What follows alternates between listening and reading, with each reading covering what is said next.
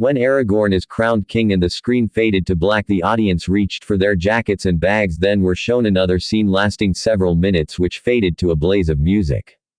Everyone reached for their bags and jackets, then another scene which...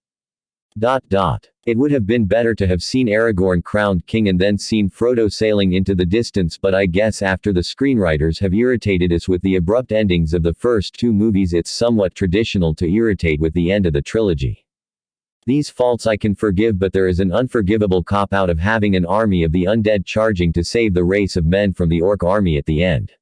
It didn't ruin the movie for me, but it just seemed so lazy and contrived, which stopped me from thinking it was the best movie in the trilogy. It's not, Fellowship is.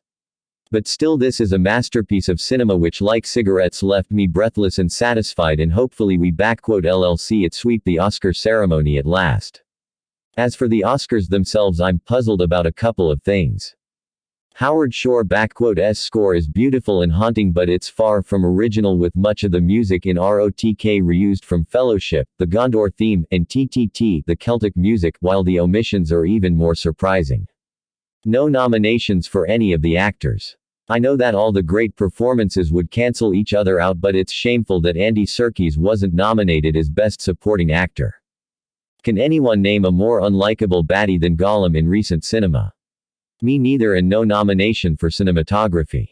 I've no idea how John Lesnie's camera was able to keep up with the action, and he deserved at least a nomination, so maybe we LLC the third installment robbed on Oscar night like Fellowship was. Even if it is, that doesn't stop me and millions of other film fans from recognizing the genius of Peter Jackson. I bow to you, sir.